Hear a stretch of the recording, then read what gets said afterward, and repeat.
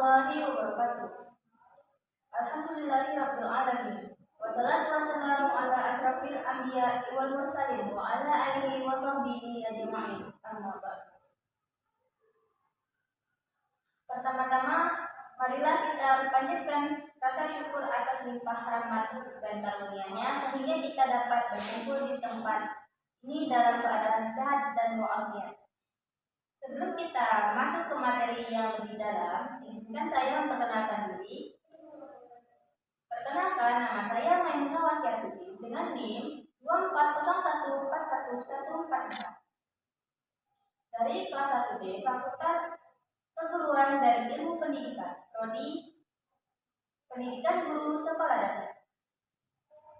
Mata kuliah Dasar-Dasar Kewirausahaan dengan dosen pengampu Bapak Ari Juliansyah, SEMMH. Oke, pada presentasi kali ini saya akan membahas tentang kreativitas dan keinovasian dalam kewirausahaan. Saya harap kita semua bisa mendapatkan wawasan baru yang bermanfaat.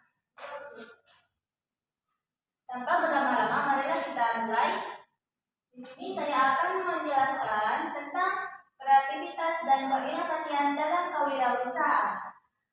Kreativitas dan keinovasian dalam kewirausahaan merupakan suatu hal yang tidak mudah. Kreativitas dan inovasi adalah serangkaian tindakan yang dilakukan oleh individu atau kelompok untuk menghasilkan ide-ide baru dan menerapkan ide-ide tersebut untuk menciptakan sesuatu yang baru dan bernilai. Baiklah, di sini saya akan menjelaskan tentang kreativitas dan inovasi.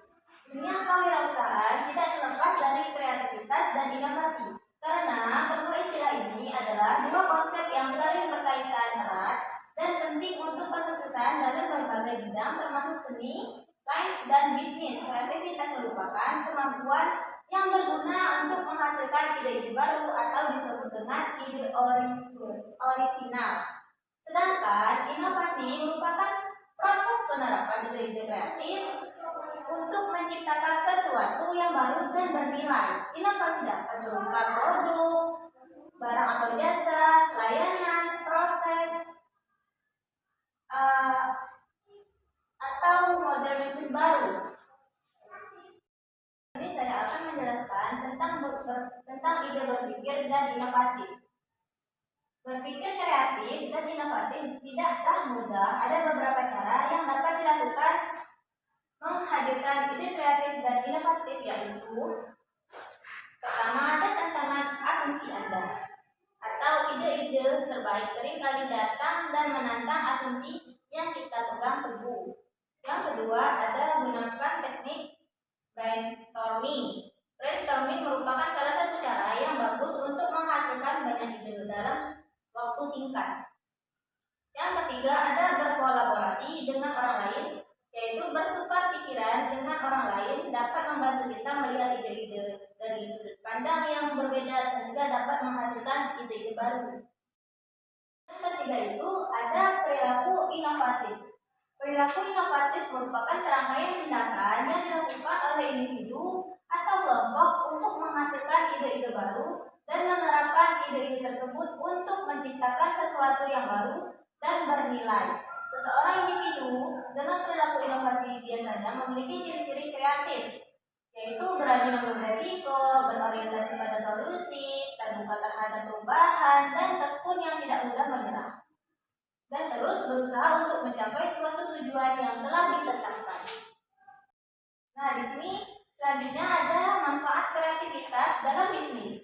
Yang pertama itu meningkatkan daya saing, memungkinkan bisnis untuk menciptakan produk, barang, atau jasa yang unik dan inovatif yang berbeda dari pesaing. Yang kedua adalah meningkatkan keuntungan, produk atau layanan baru yang kreatif dapat menghasilkan pendapatan bagi organisasi bisnis.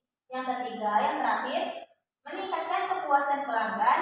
Pelanggan memiliki perilaku untuk selalu mencari produk dan layanan baru yang menarik serta bermanfaat untuk dirinya. Nah, yang kelima itu ada kreativitas dalam berbisnis. Proses kreatif dan berbisnis merupakan serangkaian langkah yang diambil dalam rangka menghasilkan ide-ide baru dan inovatif yang bervariasi tergantung pada jenis bisnis, budaya organisasi, maupun individu yang terlibat.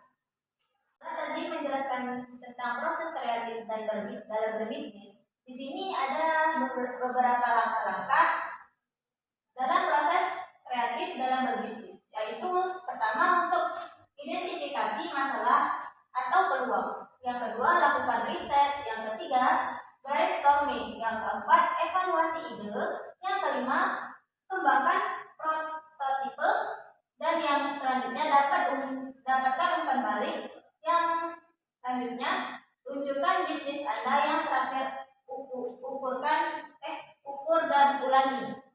Nah, yang ketujuh itu ada inovasi terbuka. Inovasi terbuka ialah sebuah paradigma yang menekankan pentingnya kolaborasi eksternal untuk meningkatkan kemampuan berinovasi dari organisasi bisnis atau perusahaan. Nah, pertama ada meningkatkan akses ke ide-ide baru, yang kedua mempercepat proses inovasi, yang ketiga mengurangi resiko. Nah, akhirnya kita sampai di kesimpulan. Kesimpulan yang saya cantumkan ini yaitu kreativitas merupakan kemampuan yang berguna untuk menghasilkan ide-ide baru atau disebut dengan orisinal. Kreativitas ini dapat dimanifestasikan dalam berbagai bentuk sebagai berbagai seni, musik, menulis, pemecahan masalah, maupun pengembangan produk. Sedangkan inovasi merupakan proses penerapan ide-ide kreatif tersebut untuk menciptakan sesuatu yang baru dan bernilai. Demikianlah presentasi dari saya. Semoga apa yang telah saya sampaikan bermanfaat untuk kita semua. Terima kasih atas perhatian dan kerjasamanya. Saya tutup. Wabillahi taufiq wal hidayah. Wassalamualaikum warahmatullahi wabarakatuh.